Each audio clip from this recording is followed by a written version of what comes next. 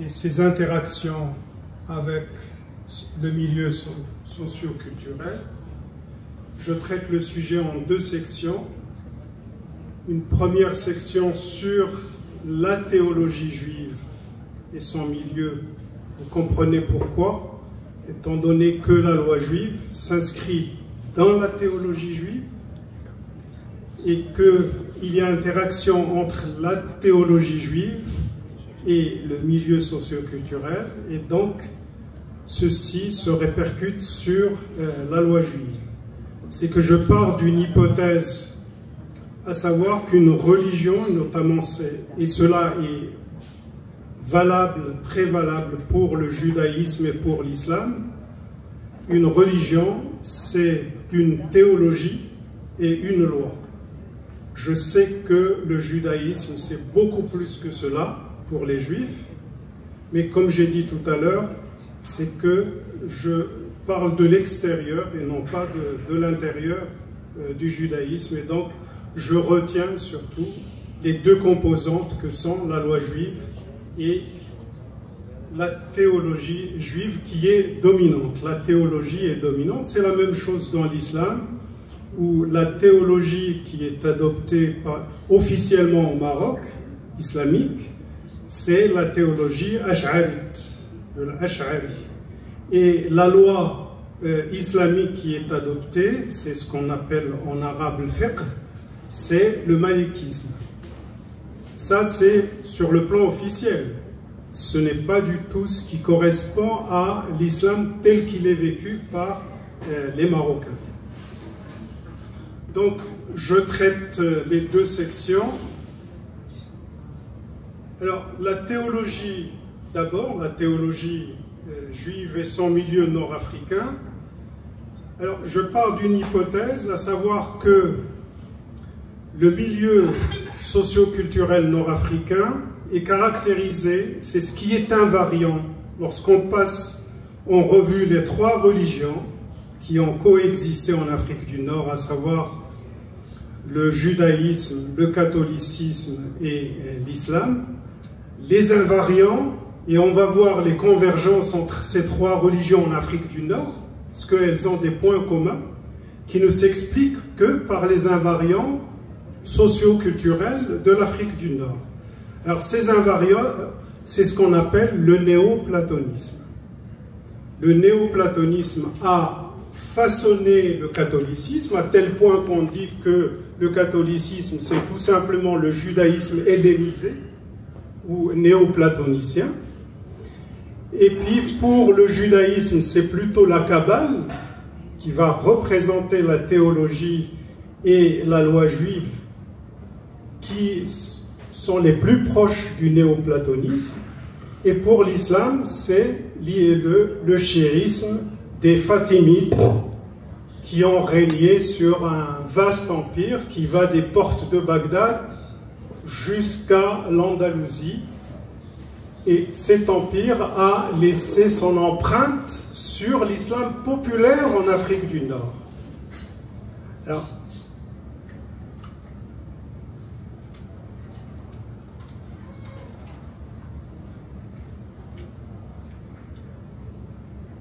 Alors évidemment, comme je l'ai dit, la théologie et la loi sont un ensemble en fait intégré, et qu'il est difficile de traiter uniquement des interactions entre la loi, qu'elle soit loi islamique ou loi juive, et son milieu socio-culturel. En fait, il faut traiter du judaïsme et ses interactions avec le milieu socio-culturel, de l'islam et ses interactions avec le milieu socio-culturel, puisque c'est un ensemble intégré.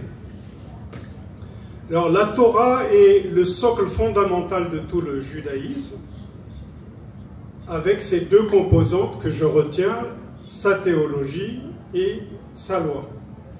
La théologie juive puise ses racines les plus profondes dans la Torah, mais s'enrichit et se développe à travers tout le Tanakh et la pensée juive ultérieure.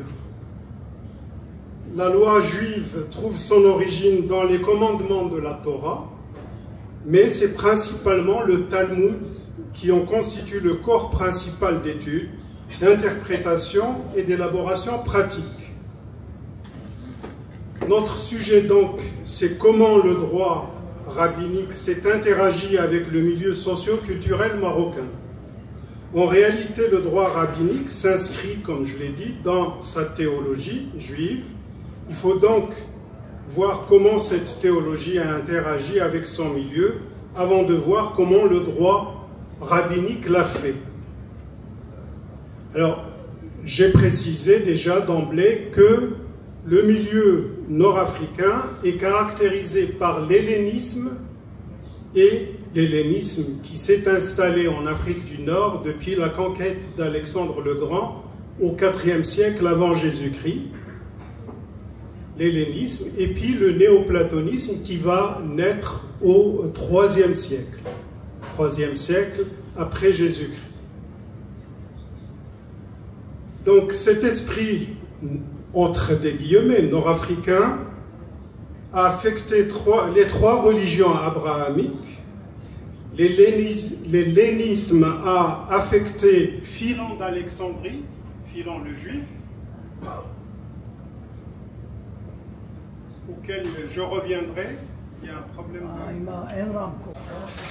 Alors, je vais voir comment le néoplatonisme a affecté le catholicisme, l'islam, avant de nous tourner vers la théologie juive. Comme j'ai dit, le néoplatonisme a été fondé en Égypte. Plotin est égyptien, il est né en Égypte, il est mort en 270. Il s'inspire bien sûr de Platon.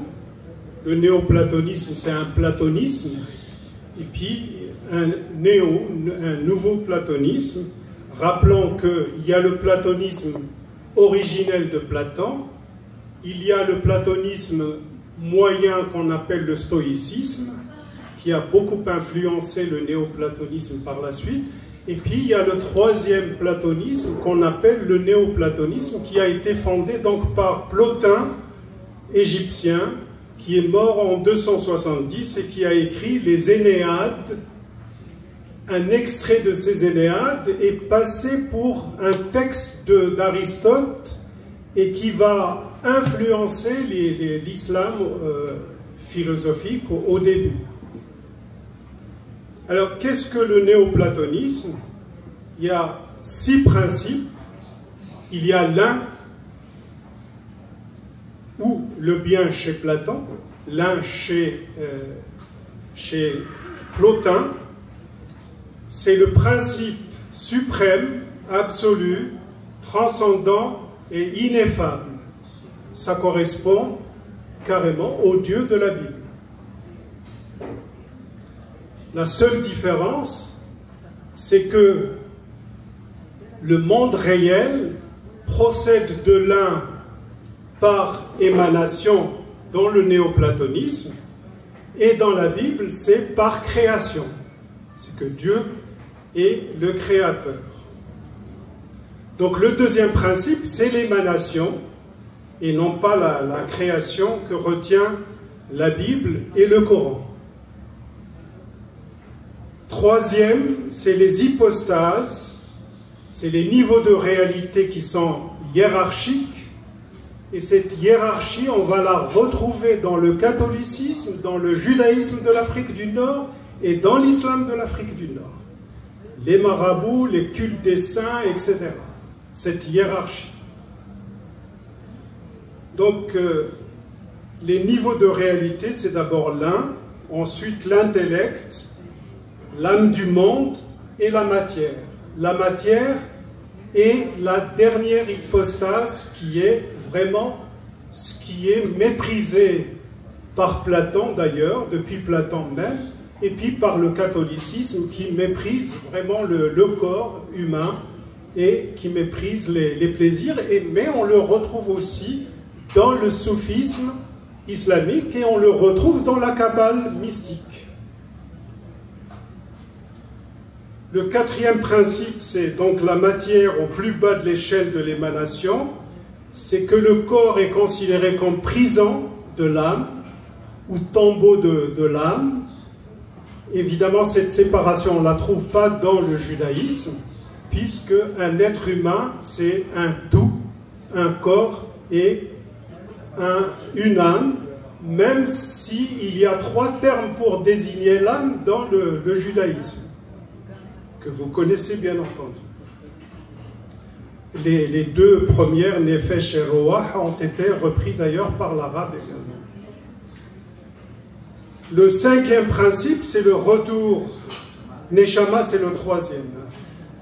Le retour, c'est le chemin de l'âme à l'un par la vertu morale, la contemplation intellectuelle et mystique. Le dernier principe, c'est le monisme et la transcendance. Le monisme qu'on ne trouve pas tout à fait dans le catholicisme avec la Trinité qui est critiquée et par les juifs et par les musulmans. Alors le catholicisme, tout le monde sait qu'il est néoplatonicien. C'est Augustin qui a construit, en Afrique du Nord, qui a construit la doctrine catholique, et il s'était converti au néoplatonisme en Italie avant de se convertir au christianisme. Rappelant que la mère d'Augustin, Monique, était chrétienne et son père était païen. Le platonisme et le néoplatonisme de la doctrine catholique élaborée par Augustin en Afrique du Nord est trop évident pour s'y attarder. Ce dualisme entre le corps et la matière, ce rejet de la matière, ce rejet du corps, ce rejet des plaisirs du corps, ce rejet de l'argent des catholiques, de la richesse et surtout de la richesse des autres qu'ils rejettent, tout cela est vraiment néoplatonicien.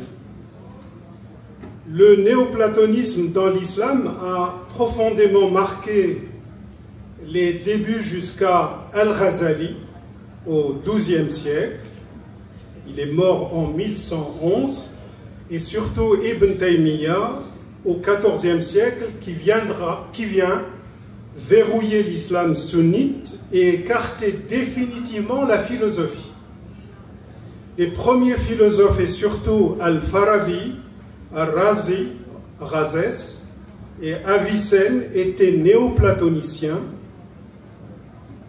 Bon, ils traitent aussi de la logique d'Aristote, mais je rappelle qu'Aristote n'a jamais considéré sa logique comme faisant partie de la philosophie.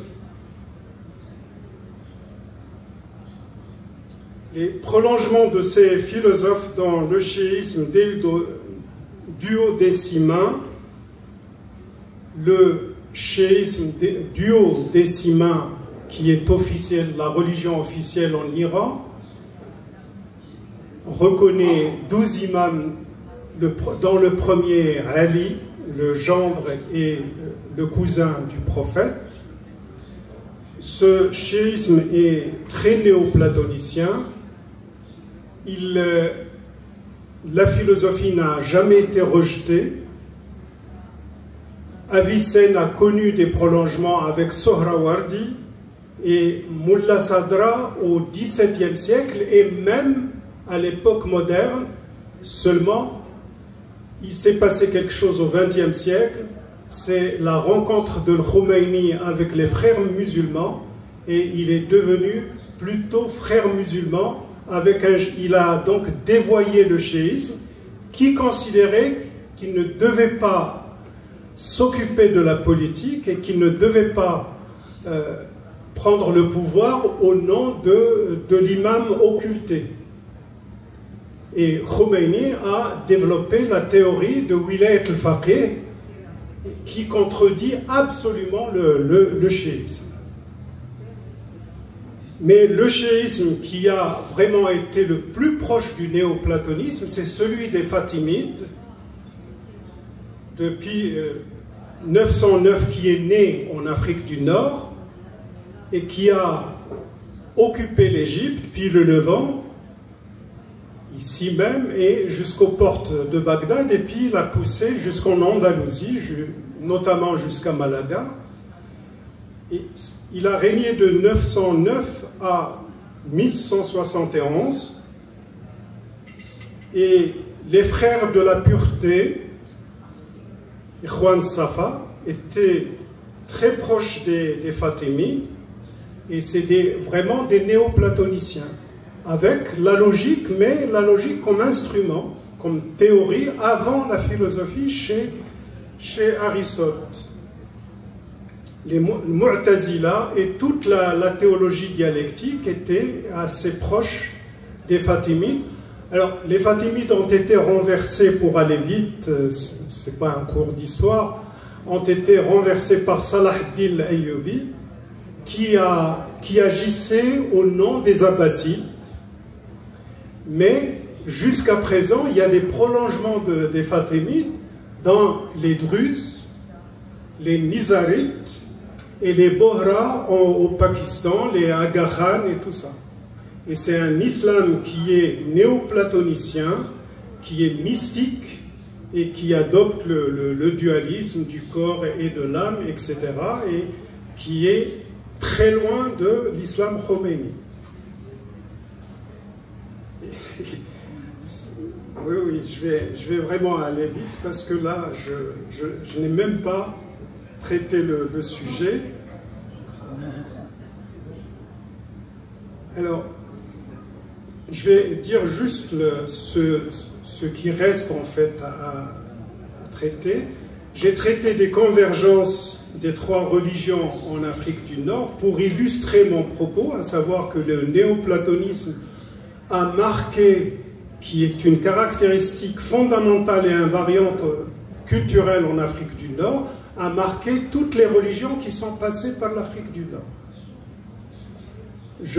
J'aime rappeler un mot de Jacques Berck qui n'aime pas particulièrement les Berbères, qui a dit que ce ne sont pas les Arabes qui ont islamisé l'Afrique du Nord, ce sont les Berbères qui ont berbérisé l'islam. Ce qui est tout à fait vrai, aussi bien pour le christianisme que pour le judaïsme, que pour l'islam. Alors je parle des convergences des trois religions, j'ai déjà évoqué quelques éléments, à savoir la hiérarchie qu'on a et le respect qu'on a pour les rabbins, pour les décisionnaires, et la même chose pour les saints, le culte des saints, des anciens, etc. Et cela est vraiment commun à la pratique des trois religions en Afrique du Nord. Ensuite, je traite de théologie et loi juive intégrée, la Kabbale néoplatonicienne. Je cite des figures importantes de la Kabbale et surtout de la Kabbale marocaine. Et je retiens surtout la dynastie des Bouhsera, qui sont de chez moi, de Tafilet. Et à titre anecdotique, j'ai eu un enfant des Bouhsera qui s'appelait Bnishou Aqsaf comme élève au collège.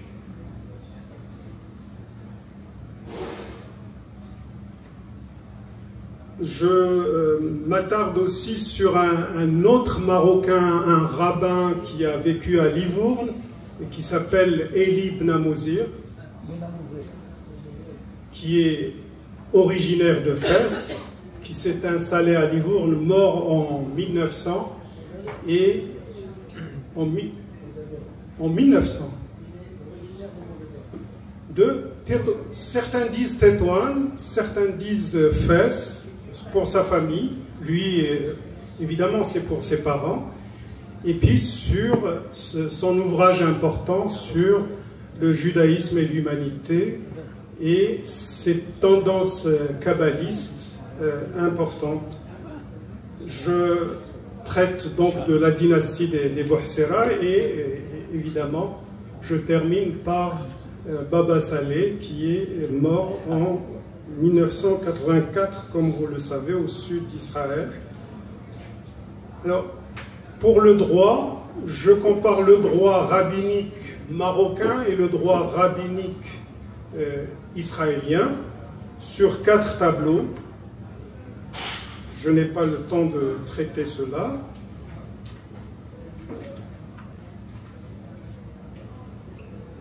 Ensuite, je traite de l'organisation judiciaire et les différentes justices sous le protectorat. Il y avait 4 justices au Maroc, 4 systèmes judiciaires. Il y avait la justice Makhzen, il y avait la justice Shra, avec chacune de ces justices avec un tribunal suprême. Il y avait la justice coutumière, berbère, il y avait la justice rabbinique avec son tribunal, son haut tribunal rabbinique, à Rabat bien entendu. Alors après l'indépendance, la justice coutumière a été supprimée purement et simplement, en disant que les berbères doivent être assujettis à Shra, et la justice rabbinique a été intégrée aux tribunaux avec des magistrats qui étaient nommés par Sa Majesté le Roi sur proposition du ministre de la Justice, mais la Constitution de 2011 a changé les choses à ce niveau-là. C'est le Conseil du pouvoir judiciaire qui propose les noms, bien sûr en consultant la communauté juive au Maroc. Voilà un peu, j'ai traité aussi de la justice, des différentes justices avant le protectorat français, mais évidemment la France a apporté la hiérarchie des juridictions, ce qui est très important, et donc elle a modernisé, mais elle a gardé l'esprit de ces différentes justices. Je vous remercie. Merci.